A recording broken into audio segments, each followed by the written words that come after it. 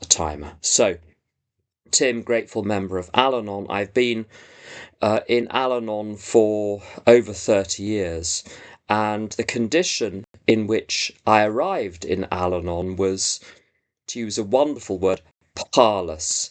I was depressed, I was anxious, I was antisocial, very highly strung, very difficult for all of the people around me. And I didn't do myself any favours either. I needed solutions, and I needed solutions quickly. I once read a religious book that said if I meditated for 20 years, things might start to get a bit better. I was on a different schedule. I was going to be dead if I didn't get really good advice from people in Al-Anon about how to handle the world.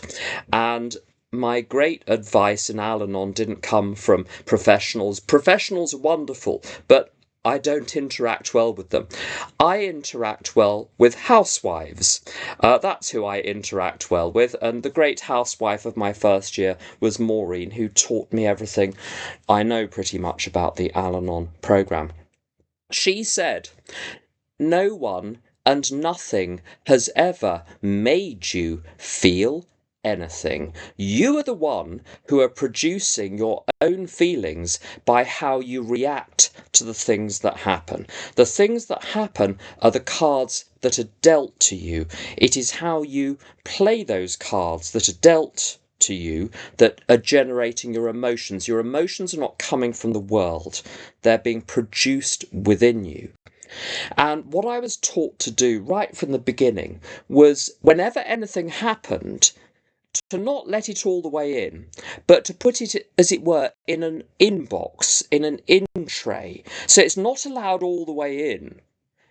It's left in this in tray with a sort of cordon sanitaire between me and it. Now, what does that mean? It means that I am not to react to it. I say to myself, something has happened, but I don't know what has happened until I've had a chance to really think about it properly. So I'm not going to jump to any conclusions. I'm not going to rush into my traditional responses of panic and catastrophe and rage and control and manipulation and martyrdom and mothering and the 1,000 possible actings out that I would engage in order not to feel things. So I was to leave things at arm's length. And over time, I was taught to take something that happens. And when you're new, you don't know how to handle anything, or at least I didn't. I reacted badly to everything. I remember going into a supermarket. It was the Waitrose on the Finchley Road. I went into the supermarket, saw the price of broccoli, thought, I can't afford broccoli here. I'll never be able to afford anything anywhere. I had a panic attack, and that was the end of me for that day. I didn't know how to handle anything.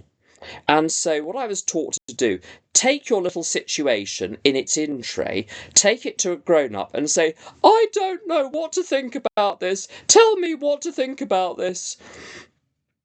And the grown-up would tell me what to think about the thing, and that would become part of the algorithm. So that next time I was faced with that thing, I would know how to deal with it because I'd come across that category of event before. And so moment by moment I was taught how to handle things. In some fellowships they do the steps in this sort of very rigorous and almost abstract way. My way of learning the Al-Anon programme was case study after case study after case study. What are the case studies? The events that happen in my mind, almost said my mind. That's exactly where that's the problem. Something happens out there, and I think it's happened in here. There's no one to blame for anything, therefore there's no one to correct. I've been married for, I've been with someone for 21 years, been married for a good portion of that, and I finally threw the towel in after about 20 years and said, I am never going to change one character trait of this person. I surrender.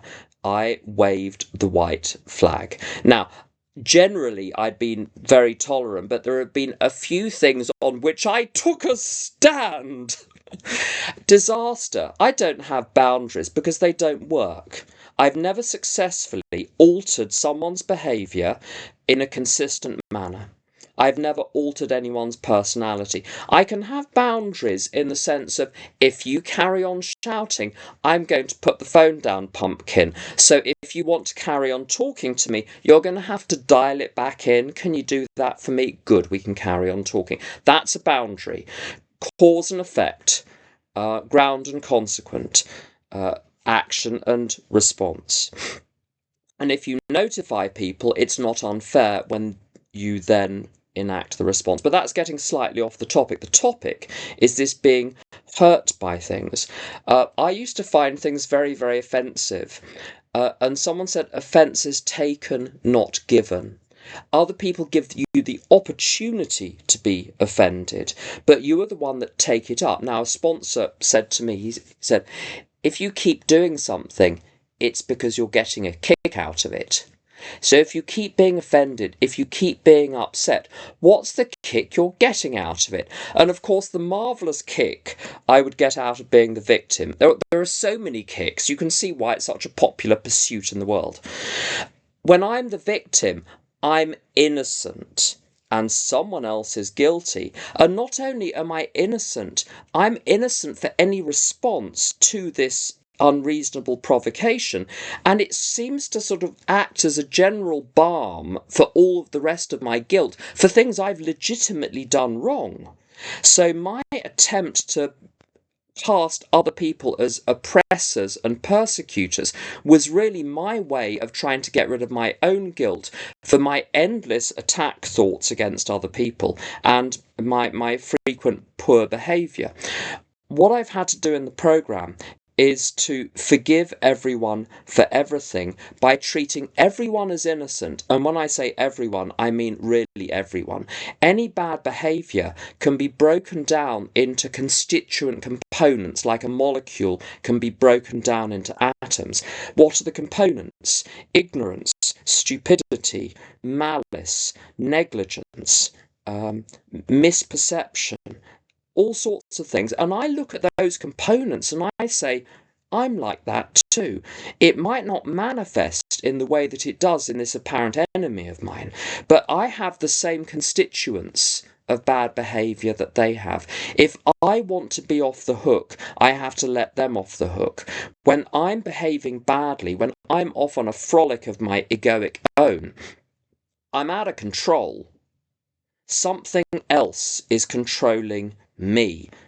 Now, there is a moment where I surrender control to the ego, but when I surrender control, it runs amok and we have to wait for the spree to be over, and then it's over, and then I'm sorry.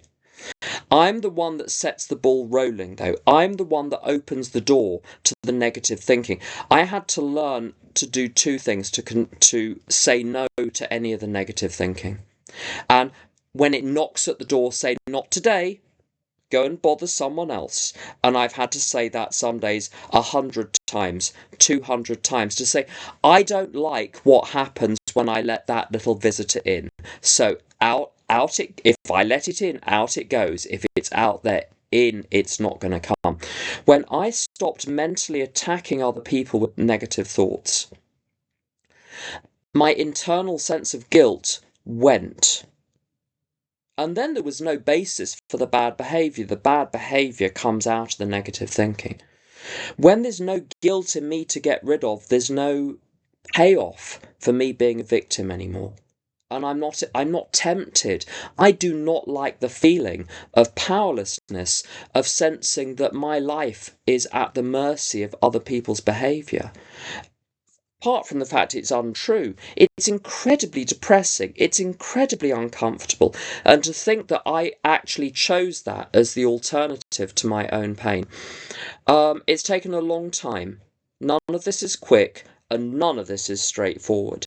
But I've found if I practice again and again and again, the curriculum is the events of my life which trigger reactions in me. Each one of those is a lesson. When I learn the lesson, that lesson stops coming, and then I'm on to the next one, and that's how I've made progress in Al-Anon.